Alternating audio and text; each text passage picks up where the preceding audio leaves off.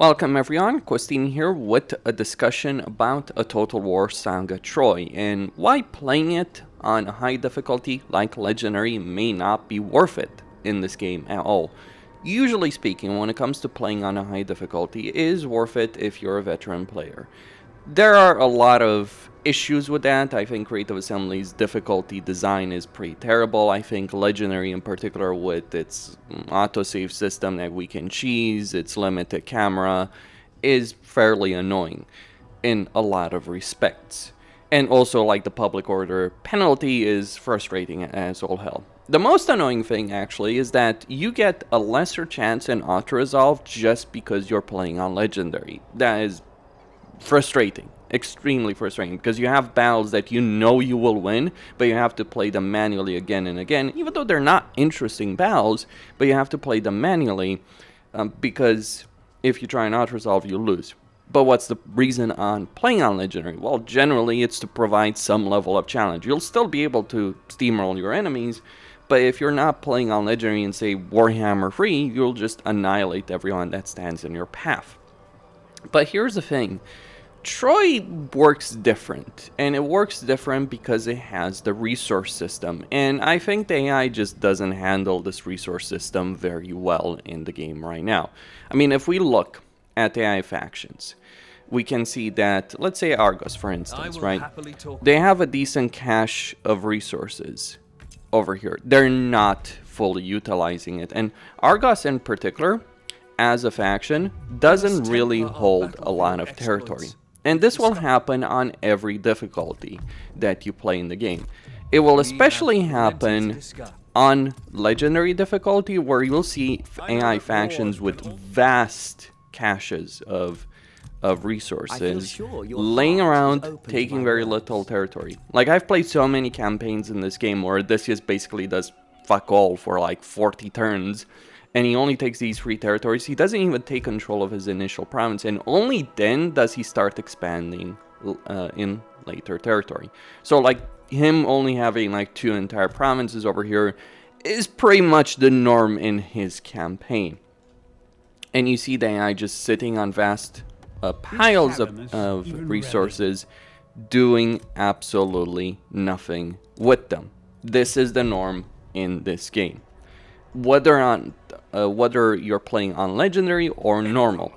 The AI gets cheats to the resources it has regardless of the difficulty you're playing on. Though playing on a lower difficulty, I was actually surprised by how things played out. This isn't a Legendary campaign, this is a normal difficulty campaign, and to my great shock, in a lot of ways it has played out almost exactly the same as a Legendary difficulty campaign has played out. You have the major AI factions capturing some territory, then going to the unending war between Troy and the Chians. And sometimes one side wins and establishes a foothold, starts pushing against the other. It can be Troy establishing a foothold in Achaea or in Greece, or it can be the Greeks establishing a foothold in Troy. It has been limited, but this is how it usually plays out by this point in the campaign. Someone ends up winning the conflict effectively.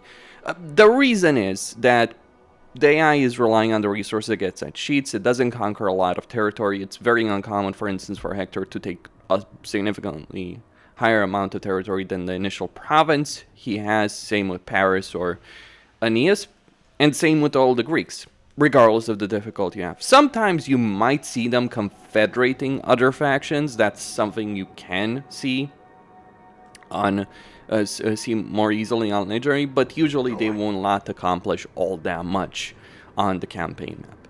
And that's because they don't use those resources effectively. But one thing I did notice is that the major AI factions tend to struggle to accomplish anything on something like Legendary for a very, very long time. But why is that? I think it comes down to the fact that the AI gets bigger bonuses, specifically growth bonuses on higher difficulties. And garrisons are a major issue to deal with in general. Like over here you can look. This is the garrison of this particular settlement. It is a substantial force we're talking about here, over here. And this is the actual army in the settlement. This happens in settlement after settlement after settlement. garrisons are hard to overcome. And if the AI gets a lot of growth, which they do, and all AI factions get a lot of growth and start establishing high-tier settlements very quickly in the campaign, then makes it difficult for any AI faction, let alone yourself, to accomplish anything. Though you may have higher levels of success than AI. The AI thus ends up in this situation where they're not really taking territory, they're not expanding, because the garrisons are too strong, and because while they gain a significant amount of resources, they're not fully utilizing their resources, and the minor AI factions are just holding them off with their super duper garrisons that are ridiculous levels. When I talk about powerful garrisons, it gets quite ridiculous in something like Troy. And sieges are not easy in this game, because obviously you have limitations on siege equipment, and it's very easy for a defender with even a basic garrison, let alone if they've built the garrison buildings, to hold off a vast and powerful army. Let alone if there's like a full stack or a couple of units in a settlement. Like if I took this army and attacked this settlement, sure, on normal, keep in mind, I could win, but it would be a brutal fight. And I have a pretty solid army over here as Ajax. I mean, I'm not at 20 units. I lost one through some auto-resolve.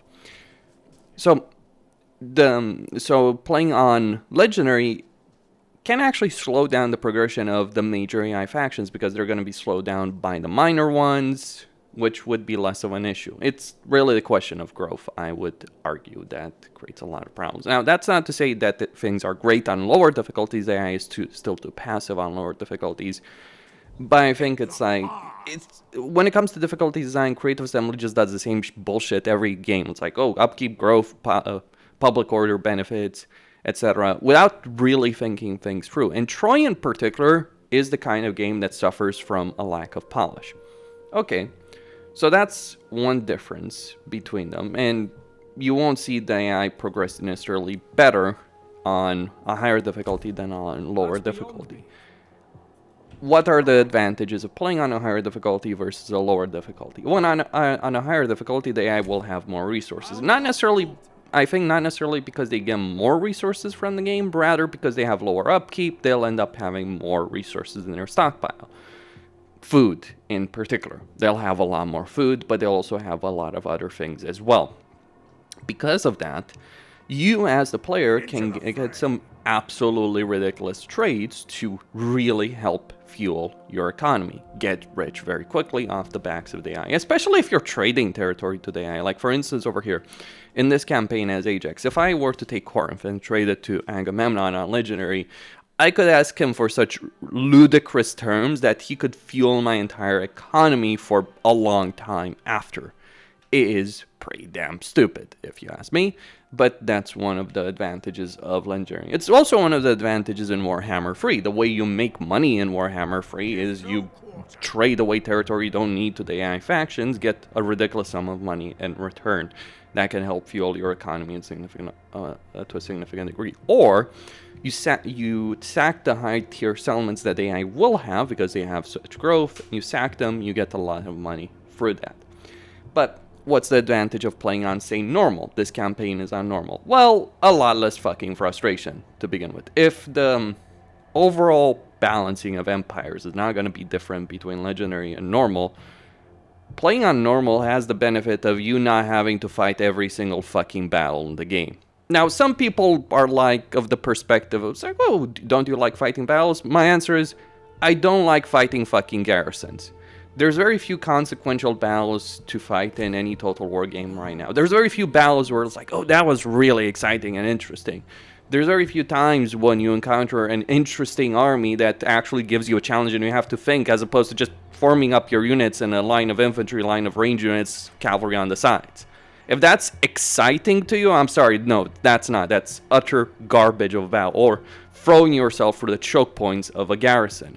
That is not a fun and engaging experience. Sieges are not a fun and engaging experience. So not having to deal with that, and not having that crucially 90% of the battle gameplay that you have in your campaign, is a much better experience. Now, that's not to say I haven't fought battles in this game. I have. On normal, I certainly have fought battles. Still garrisons, sadly enough, not field battles. because I just curb stomp everything in field battles, but that will happen on Legendary as well. Like, it doesn't matter which difficulty you're playing on in Total War at the moment, the vast majority of consequential battles are going to be garrison battles. The reason behind this is obviously, if you're dealing with a stack of troops in a settlement, like let's say you have Hector in a settlement, then obviously Hector in a settlement with a full stack and the garrison behind them is going to be harder to defeat than on the field of battle. Most of the time, unless he ends up with a far more powerful army. Vast majority of times, you just end up annihilating your opponent, or even auto-resolving against them in terms of battle gameplay, which is kind of a shame, really. I wish that the auto-resolve worked far differently. I think settlement garrisons should never be the main gameplay element of battles in a Total War game, because if they are, they're going to be garbage, regardless of how they end up doing sieges.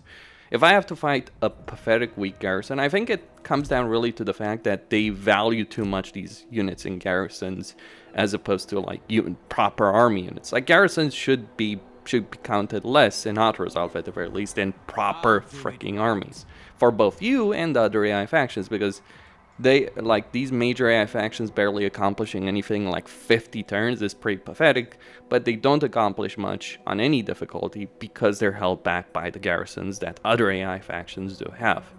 And on Legendary, the high growth means that the AI gets better garrisons very quickly, so, you know, creates that very bad loop, if you will. So the advantage is the battles you're fighting, at least early on in a campaign, are far more consequential. You avoid a lot of the meaningless battles and you fight a lot more of the interesting battles in the campaign overall.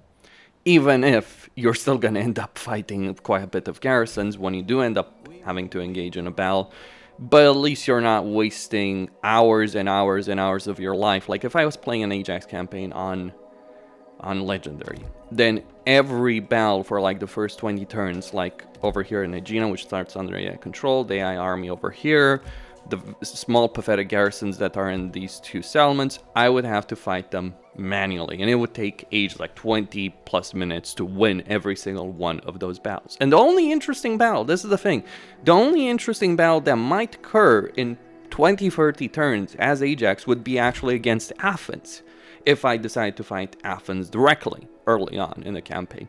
That's because Athens is the only faction over here that I may fight that has an interesting army. I avoided all of that. I didn't have to fight any of those battles on my own in the campaign, and guess what? That can make a campaign better if you're avoiding a lot of crappy battles. Just fighting more battles does not make the game better. And I think in general, Troy had this issue where the battles are certainly one of the weaker points. The strong points, I mean, consider this. What are the strong points of Troy? The strong points of Troy are not the battles. The strong points of Troy are the campaign mechanics. The battles are pretty bad in a lot of ways. It's something that people have made the point about. It's the campaign elements. Now, I'm not saying that I don't want battles to be interesting in a Total War game. I do. I absolutely do. But they are not at the moment in any Total War game. I mean, at the moment when I think of Warhammer, when I think of Free Kingdoms, when I think of Troy, it's really the campaign mechanics in those games that can be interesting. It's not the battles. The battles are pretty weak and pathetic.